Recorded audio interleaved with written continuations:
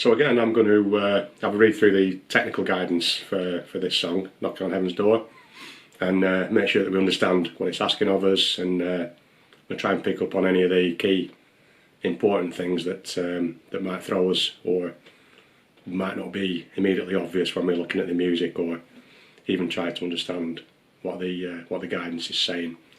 A lot of it's fairly standard, general good practice, but there's a couple of things that are related to the song that I'll point out. This song requires cleanly played chords to make the performance work, with changes needing to be smooth and kept in time. So we need clean chords and good timing, good rhythm. That's fairly standard.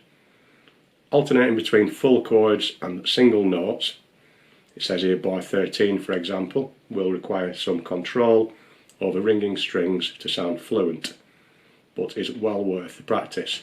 What does that mean? That means that when we play the chorus, this appears in the chorus section of the song, we play a couple of G chords, then a D major chord, and then a single note, which is one of the notes on the D chord. So basically on the D chord, we're going to strum the D chord, and then play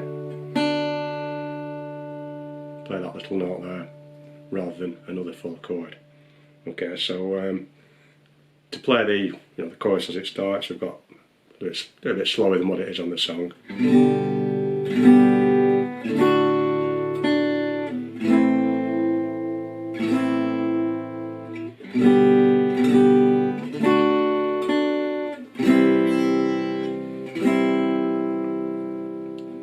So you can see, rather than just strumming two D chords, the second part of my D is just that single note, and that needs to be ringing nice and clear.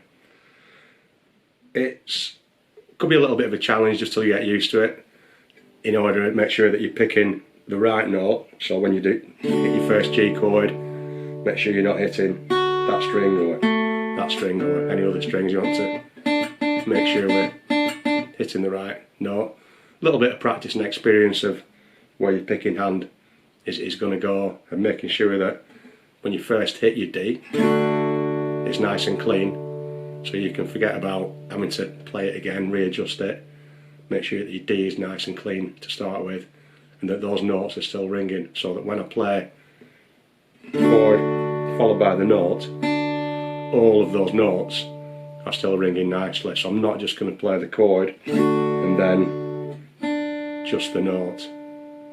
It needs to be the chord and then the note,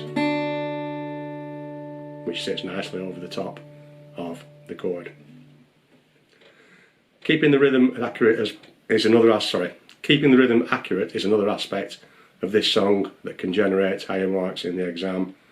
Chords should always ring out for the full rhythmic value where possible, with a realistic time allowed for you to move between them without breaking the flow of the song. So again, that's just saying your rhythm needs to be on point, so we're striking the chords when they should be struck. The actual pattern's fairly simple for this. I've used, I think I use entirely downstrokes on this because it's not that quick. The downstrokes seem to fit the song really well. It talks in the notes about hitting the downstrokes on the downbeats, so downstrokes, downbeats. That seems to work fairly well.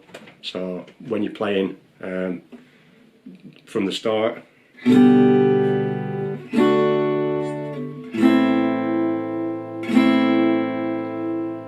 just making sure that your strums are nice on time and evenly spaced, so that the song sounds correct. Not like you playing some bits slower, some bits faster, which can sometimes happen with parts of the song that you're not as confident with as other parts of the song. It does go on to say, just the next sentence, it's important to place down strums on the beat firmly and securely without forcing the sound. It can be helpful to practice tapping your foot along or counting the beats out loud as you play.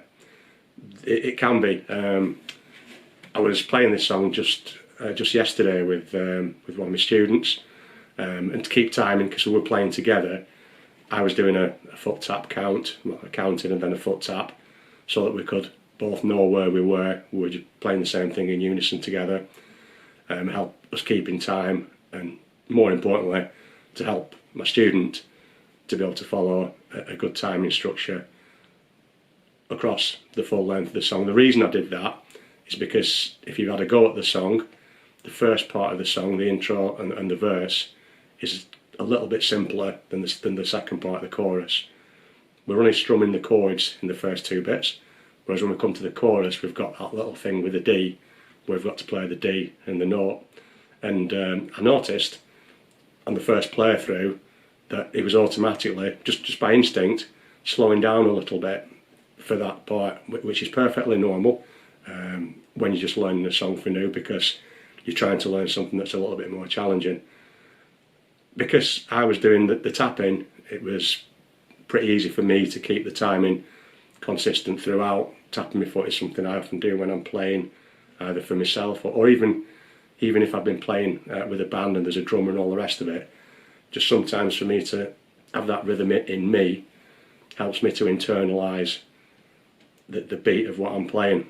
The only thing I would say about using foot tapping or counting is that it relies on you having quite a consistent sense of timing and being able to keep that an even time. So again, if you're playing a song through and you've got a few easy parts that you're doing great with, and then you know there's a difficult part coming, it can happen that subconsciously you do slow your tap down a little bit to allow yourself a little bit of extra time. So I mean, if you're just trying to get your fingers around the riffs and the chords to begin with, that's fine, slow it down as much as you want. But again, as I mentioned before with practice techniques, you might be better off using a metronome if you're not 100% sure, because that's not going to go out of time. That's going to be unforgiving, and it's going to give you the exact time from the start of the song to the finish of the song. And if you find that when it comes to a more difficult part, it gets a little bit tricky for you, well, you already know what to do. Turn the metronome down a little bit and start again. Even if it means the easy bits feel a bit slow and boring, it's important to be able to get the bit that you find challenging correct and on time. Once you can do that, you can gradually increase the metronome until you've got the tempo that you need for the song and the performance that you're doing. It's also a great thing to practice getting a metronome's also a great thing to practice getting your timing yourself right. So there's nothing to stop you doing your own foot tapping or counting along to the metronome, so that you get an idea of what it's like to be keeping time and to be aware of a nice consistent time. That's something that's often overlooked with beginner players, because everything seems to be concentrated on getting the notes right, getting the chords right, getting the little techniques right.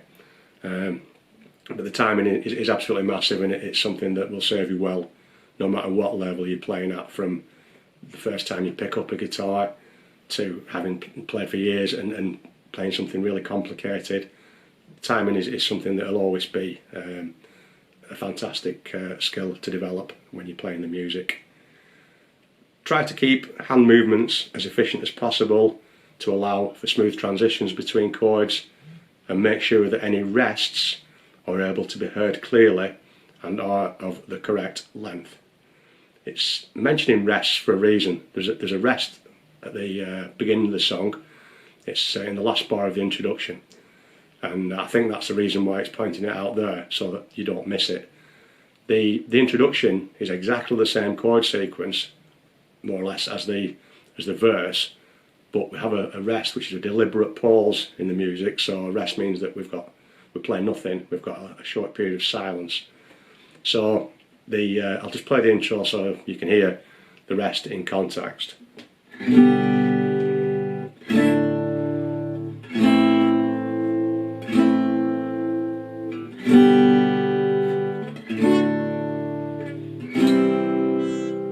Rest, and then into the verse. So we've got that deliberate stop there. On that occasion, we do not want the chord, in that case a C chord, to be ringing right through until the verse starts. You will drop points for that. So it's important to get that rest. Remember to play it, and remember to play it at the right time. The rest occurs, if you imagine we're doing the 4 count, so on that last bar, it's a C chord. So we're going to hit the C chord on the count of 1 of the 4 count, 2, 2, 3, 4, and when we count 4, that's when we want to stop the sound. So we'll go play, 2, 3, rest, into the verse. Maintaining an even strumming and attack will also help achieve a polished performance. So when it talks about an attack, it means that the volume, the aggression that we use to strum with should be the same without. So we don't want to be hitting, say for example, our G chord quite heavy and then the other two softly.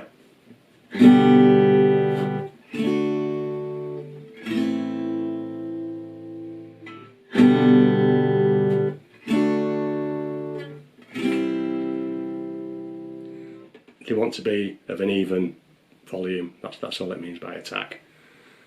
So there's quite a lot of, it sounds a little bit more complicated than what it is, but basically you want to play your chords cleanly, you want to play in time, watch out for the rest, and also make sure that when you do that single note part on the D, everything's nice and clean, so that you've got the D chord and then the single note, sorry, ringing out nicely over the top of the chord without muting the other strings by accident when you play it.